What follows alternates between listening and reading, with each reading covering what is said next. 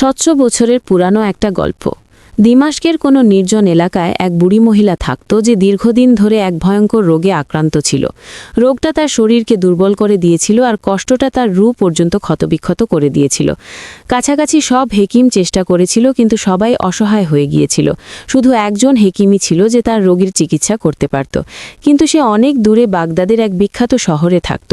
সেখানে পৌঁছানো খুবই কঠিন ছিল, বিশেষ করে এক অসুস্থ ও গরিব মহিলার জন্য।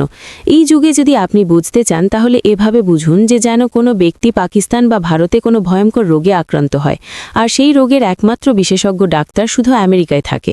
এক গরিব মানুষের জন্য দূরত্ব, খরচ, ভিসা সবকিছু অসম্ভবের মধ্যে গণ্য হয়। ঠিক সেই যুগেও বাগদাদ যাওয়া এক স্বপ্নের চেয়ে কম ছিল না।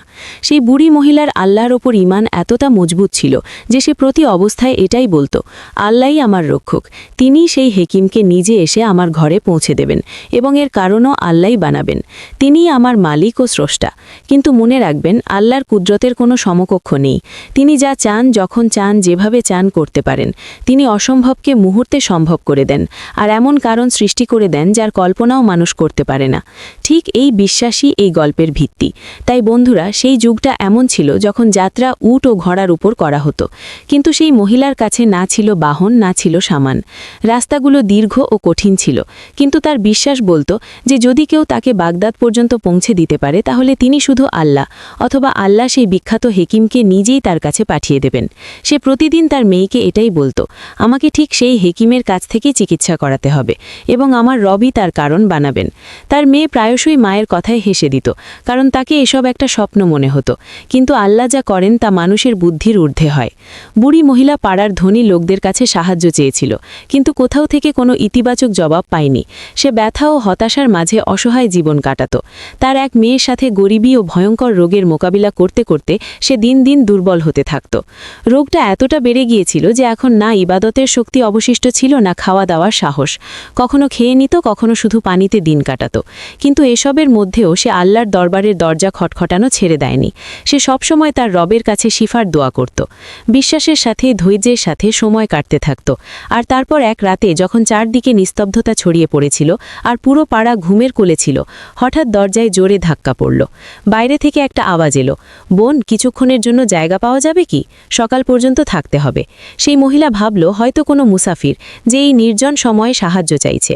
সে দরজা খুলল, তখন বাইরে দুজন অপরিচিত পুরুষ দাঁড়িয়েছিল। তাদের অবস্থা খুবই খারাপ ছিল। মনে হচ্ছিল যেন দীর্ঘ পায়ে হাঁটা যাত্রার ক্লান্তি তাদের শরীর ও মুখ থেকে রং চুষে নিয়েছে। প্রিয় বন্ধুরা, আগে বাড়ার আগে একটা ছোট্ট অনুরোধ। আপনারা সবাইকে অনেক অনেক ধন্যবাদ যে আপনারা আমাদের ভিডিওগুলো ভালোবেসে দেখেন, কিন্তু অনেক বন্ধু সাবস্ক্রাইব না করেই চলে যান। দয়া করে আমাদের চ্যানেলটি অবশ্যই সাবস্ক্রাইব করুন। আর যদি আপনারা আমার জবান থেকে ইসলামী ঘটনা শুনতে পছন্দ করেন, তাহলে আমাদের আরেকটা চ্যানেল ওয়াকিয়াতুল ইসলামও অবশ্যই ভিজিট করে সাবস্ক্রাইব করুন। সেখানে আপনারা চমৎকার ইসলামী কন্টেন্ট পাবেন। অনেক অনেক ধন্যবাদ। মেয়ে দৌড়ে মায়ের কাছে গেল এবং পুরো কথা বলল, কিন্তু মা প্রথমে অনুমতি দিল না। বলল, আমাদের ঘরে কোনো পুরুষ নেই। এমন মধ্যরাতে অপরিচিত পুরুষদের কি করে ভিতরে আসতে দেব? বাধ্য হয়ে সেই পুরুষদের ফিরে যেতে হলো। তারা দরজার পাশেই বসে পড়ল, ক্লান্তি ও অবসাদে চূর। মহিলার মাতৃত্ব জেগে উঠল। তাদের দুজনকে নিজের ছেলে মনে হতে লাগল। মন ভরে এলো এবং সে মেয়েকে বলল, বেটা, তাদের ভিতরে ডেকে নিয়ে আয়, কিন্তু অন্য ঘরে রাখিস। খাওয়া দাওয়ার ব্যবস্থাও সেখানেই করিস। বেশি কথাবার্তার থেকে বিরত থাকিস। আল্লাহ তাদের আমাদের দরজায় পাঠিয়েছেন। এটা আমাদের পরীক্ষা। আমাদের খিদমত করতে হবে, কিন্তু নিজের হায়া ও পর্দার খেয়াল রেখে। কিছু সময় কেটে গেল এবং তারপর বুড়ি মহিলার মেয়ে ঘরে যা কিছু ছিল তা দিয়ে সাধারণ খাবার তৈরি করল, পানি দিল এবং 2 মুসাফিরের জন্য অন্য ঘরে শোয়ার ব্যবস্থা করে দিল। 2 মুসাফির ঘরে গিয়ে ঘুমিয়ে পড়ল, যেখানে বুড়ি মহিলা সারা রাত ব্যথায় কাঁদতে থাকল। ঘুম চোখ থেকে কোষ দূরে ছিল। সে ফরিয়াদ করতে থাকল এবং মনে মনে সেই অপরিচিতদের ওপরও নজর রেখেছিল। সকালের আজান হল। 2 মুসাফির উঠল, উজু করল, নামাজ পড়ল এবং যাওয়ার জন্য তৈরি হল। যাওয়ার সময় তারা বুড়ি মহিলার কাছে দোয়া নিচ্ছিল, কিন্তু যখন মহিলা তাদের ইবাদত ও পরহেজগারি দেখল, তখন ভালোবেসে আটকে দিল, বেটা, নাস্তা করে তবেই যাও। আল্লাহ তোমাদের আমাদের দরজায় পাঠিয়েছেন। এটা শুনে 2 ব্যক্তি থেমে গেল এবং তাদের মধ্যে একজন নরম স্বরে জিজ্ঞেস করল, আম্মাজি, আপনি অসুস্থ মনে হচ্ছেন। কি হয়েছে আপনার? কতদিন ধরে কষ্ট পাচ্ছেন? বুড়ি মহিলা ধীর লহজায় জবাব দিল, বেটা, এই রোগ আল্লাহর পক্ষ থেকে, আর আমি এতে রাজি। আমার রক্ষক শুধু আমার রব। প্রায় 10 বছর হয়ে গেছে আমি এই কষ্টে বেঁচে আছি, কিন্তু আজ পর্যন্ত পূর্ণ চিকিৎসা করাতে পারিনি। বেটা, আমার না কোনো ছেলে আছে, না ভাই। স্বামীও 10 বছর আগে আল্লাহর কাছে প্রিয় হয়ে গেছেন। শুধু আমার এক মেয়ে আছে, আর আমার আল্লাহ আছেন, তিনিই আমার সহায়। বুড়ি মহিলা একটু থামল, তারপর কষ্টভরা আওয়াজে বলল, বেটা, বাগদাদে একজন খুব বিখ্যাত হেকিম আছে। শুনেছি তার চিকিৎসায় অনেকে আল্লাহর হুকুমে শিফা পেয়েছে। আমিও তার নাম শুনেছি। মনে আশা আছে যে হয়তো আমার রোগও ভালো হয়ে যাবে। কিন্তু বেটা, আমি অসহায়। এত দূর যাওয়ার না সামর্থ্য আছে, না উপায়। এটা শুনে দুই মুসাফির একে অপরের দিকে অবাক হয়ে তাকালো, যেন তারা কিছু জানে বা কোনো সত্যের সাথে পরিচিত। চুপচাপ মহিলার কথা শুনতে থাকল। বুড়ি মহিলা আকাশের দিকে তাকালো এবং একটা মৃদু মুচকি হেসে বলল, বেটা, আমার ঈমান আছে যে যে রব রোগ দিয়েছেন তিনিই শিফাও দেবেন, ওষুধও তিনি পাঠাবেন। বান্দা তো শুধু চেষ্টা করে, আর যা আমার বশে ছিল তা আমি করে ফেলেছি। এখন সব সেই রব্বে কারিমের হাতে সমর্পণ করা। অবশেষে একজন ব্যক্তি সামনে এগিয়ে এসে নরম স্বরে বলল, আম্মাজি, যদি আমি এটা বলি যে আল্লাহ আপনার দোয়া কবুল করে নিয়েছেন, তাহলে আপনার কেমন লাগবে? বুড়ি মহিলা অবাক হয়ে তার দিকে তাকালো এবং ধীরে বলল, কি মানে বেটা? আমি তো কিছুই বুঝলাম না। সে মুচকি হেসে জবাব দিল, এই অন্য সাহেব ঠিক সেই বাগদাদের বিখ্যাত হেকিম, আর আল্লাহই তাকে আপনার জন্য এখানে পাঠিয়েছেন। আমরা দুজন একটা বিশেষ জড়িবুটির খোঁজে দিমাশকে এসেছিলাম। ঘোড়ায় যাত্রা করছিলাম। রাতে যখন থামার সময় হলো, তখন ঘোড়াগুলো হঠাৎ ভয় পেয়ে গেল এবং আমাদের শহর থেকে অনেক দূরে নিয়ে গেল। তারপর রাস্তায় আমরা দুজন ঘোড়া থেকে পড়ে গেলাম এবং সারা রাত অন্ধকারে ঘুরতে থাকলাম। অনেক যাত্রার পর আপনার ঘর কাছে মনে হলো এবং আমরা এখানে এসে পড়লাম। আল্লাহর ইচ্ছায় আমরা আপনার কাছে পৌঁছে গেছি। এখন ইনশাল্লাহ আপনার চিকিৎসা হবে। আপনি একদম চিন্তা করবেন না আম্মাজি। আল্লাহ আপনার ফরিয়াদ শুনে নিয়েছেন। এটা সব কোনো সাধারণ কাকতলীয় ঘটনার ফল নয়, কারণ না আমি আপনাকে চিনি, না আপনি আমাদের চেনেন, বলেই এটা সব রবের রহমতের ইঙ্গিত।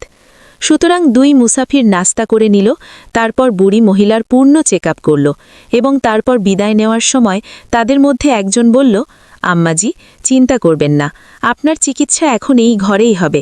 আমি আমার ছেলেকে পাঠাবো, সে ওষুধ দিয়ে যাবে। ওষুধও সে এমনই আনবে যা শুধু আমাদের কাছেই পাওয়া যায়। এমনকি বুড়ি মহিলার খরচের ভারও ডাক্তার নিজের জিম্মায় নিয়ে নিল। কিছু সময় কেটে গেল, তারপর সত্যিই এক যুবক ছেলে ওষুধ নিয়ে এলো। সে হেকিমের ছেলে ছিল।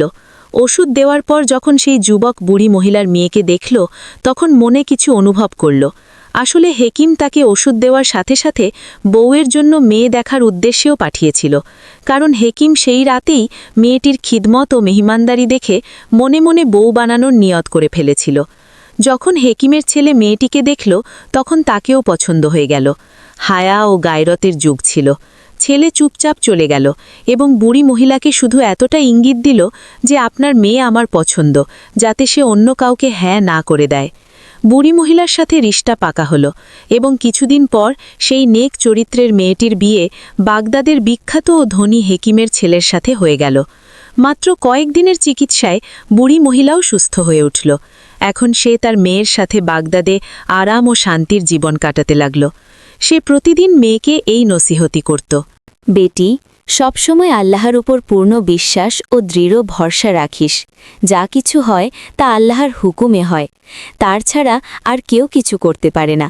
যখনই কারো কাছে আশা বাঁধিস, তখন মন থেকে আল্লাহর দরবারে কেঁদে ফেলিস, তিনি সব কিছু শোনেন। আমি এক অসহায়, অসুস্থ, গরিব বুড়ি মহিলা ছিলাম, কোনো কাজের ছিলাম না, কিন্তু আল্লাহ আমাকে ইজ্জত দিয়েছেন, স্বাস্থ্য দিয়েছেন এবং খুশি দান করেছেন, কারণ তিনি ইখলাস দেখেন। তাই প্রিয় বন্ধুরা, এই গল্প থেকে আমাদের একটা গুরুত্বপূর্ণ শিক্ষা এই যে যত বড় মুশকিলই হোক, মন থেকে এবং ইখলাসের সাথে শুধু আল্লাহকে ডাকো। তিনিই শোনেন, তিনিই দেখেন এবং তিনিই প্রতি সমস্যার সবচেয়ে ভালো সমাধান রাখেন। যদি কখনো কোনো দোয়া কবুল না হয়, তাহলে এটা মনে করো না যে তা প্রত্যাখ্যাত হয়েছে, বরং তাতে হয়তো আমাদের ভালো নেই, অথবা আমাদের ইখলাসে কমতি আছে, অথবা আল্লাহ তার চেয়ে ভালো সময় ও অবস্থার অপেক্ষা করাচ্ছেন।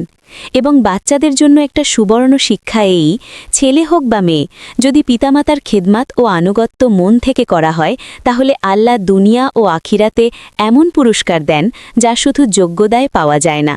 পিতামাতার খিদমাত রবকে এতটা পছন্দ যে তিনি এর বদলে ইজ্জত, মর্যাদা, শান্তি এবং সাফল্য দান করেন। আমার আশা আপনারা এই গল্প থেকে অনেক কিছু শিখেছেন। যদি আপনারা আরও এমন শিক্ষণীয় ও ঈমান বাড়ানো গল্প শুনতে পছন্দ করেন, তাহলে আমাদের চ্যানেল পুরানো কিসে সাবস্ক্রাইব করে ঘণ্টাটি অবশ্যই বাজিয়ে দিন, এবং যদি সম্ভব হয় ভিডিওটি লাইক ও শেয়ার করুন। আপনাদের সহযোগিতার জন্য ধন্যবাদ।